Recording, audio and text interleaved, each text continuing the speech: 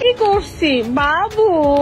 বাবু জানো, আমার শ্বশুরের একটা কিউট খামার আছে, সেখানে অনেক কিউট গরু আছে। ভেবেছিলাম আমি একটা পিঙ্ক গরু নিব, কিন্তু আমার শ্বশুর একটা কালো গরু রাখছে। বাবু ঢং করে গরুর সাথে সেলফি নিতে গেলাম, দুষ্টু গরু আমাদের ঢিল দিতে আসে। আমি কি করছি বাবু? বাবু এলাকাতে গরু আনা শুরু হয়েছে, জানো আমাদের গরুটা না বড় হয়েছে, বাট কালারটা আমার না ভাল লাগে না। আমি আনতে বলছি পিঙ্ক, কালো আনছে। আসসালামু আলাইকুম, কেমন আছেন সবাই? আশা করি সবাই অনেক ভালো আছেন। সবাইকে অগ্রিম ঈদ মোবারক। এইটা জাস্ট একটা ফানি ভিডিও ছিল। ছাদে এসেছিলাম কিছু কাজের জন্য, তো এসে দেখে ছাগলকে খাওয়াচ্ছিল, তো আমি ভাবলাম নিজের হাতে একটু খাওয়াই, কিন্তু কই আমার হাতে তো খাচ্ছে না।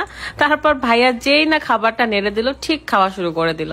আসলে পশু পাখিও বুঝে যে রেগুলার খাবার দেয় তার হাতেরই খায়, আর আমার হাতের খাচ্ছে না। তারপর আমাদের কোরবানি গরুর কাছে আমি যেতে চাইছিলাম, বাট কোথায় আর কি হইলো, যাওয়ার সাথে সাথে প্রত্যেকটা গরুই একসাথে পটি আর শিশি করতে শুরু করে। আমি তো অবাক হয়ে যাই, কোথাও দাঁড়াইতে পারছিলাম না। দেন ভাইয়া বললো যে এখানকার প্রত্যেকটা গরু একসাথে শিশি পটি করে। তো আর কি টুকটাক ভিডিও নিয়ে চলে গেলাম শপিং করতে, কারণ আজকে আমাদের নিজের বাড়ি শপিং করবো। এতদিন আসলে সবার জন্য টুকটাক করা হলো, নিজেদের জন্যই করা হয়নি। সবকিছুর জন্য আলহামদুলিল্লাহ হাজার হাজার শুকরিয়া আল্লাহর কাছে। সবসময় চেয়েছি আশেপাশে মানুষদেরকে নিয়ে একসাথে আনন্দ করে ঈদ করতে, যতটুকু পেরেছি মানুষকে খুশি করার চেষ্টা করেছি। এখন একটু নিজের পালা, মানে নিজের ফ্যামিলি সবাইকে নিয়ে আনন্দ করার পালা। টুকটাক ঈদের বাজার যেটা হয় আর কি, সেমাই, লাচ্চা, নুডলস। যেহেতু গোস্ত রান্নার একটা তাড়াহুড়ো থাকবে, তাই মশলাপাতিও নিয়ে নিলাম। মশলাও ছিল না আমাদের বাসায়। প্রত্যেকবারের মতোই আমরা আমানা বিগ বাজার থেকেই শপিং করি। তার একটাই কারণ, এখানে একটু আরামে বাজার করা যায়। এছাড়া বাজারে তো হুড়োহুড়ি আর প্রচন্ড গরম বাহিরে।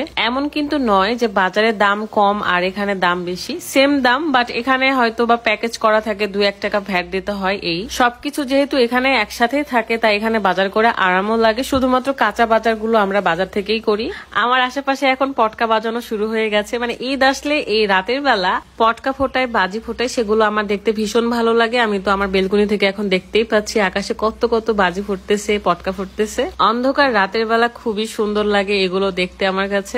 রাত তো আমাকে বলছিল যে আর কিছু নিও না, হয়ে গেছে হয়ে গেছে। তারপরও আমি দৌড় মেরে মেরে চলে যাচ্ছিলাম কি কি যেন বাজার করতে। রুকাইয়ার জন্য এখান থেকে অনেক চকলেট, বিস্কিট এসবও নিই। তারপরে যখন আমাদের পিপাসায় পেয়ে যায় তখন আমরা মাঠা খাই।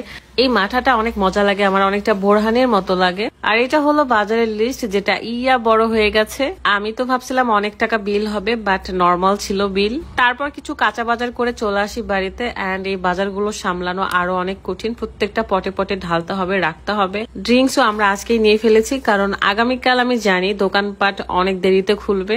ঈদের দিন এমনিতেও সব দোকানপাট একটু দেরিতেই খুলে, কনফেকশনারি দোকান খোলাই থাকে। তারপরেও যখন খেতে ইচ্ছে করবে তখন দোকান যদি খোলা না পাই, তাই আমি আগে থেকে নিয়ে চলে এসেছি। তো বসে বসে সবকিছু এখন আমি দেখছিলাম যে কি কি নিয়েছি, আর সেগুলো এখন বক্সে বক্সে, বোতলে বোতলে তুলে তুলে রাখবো।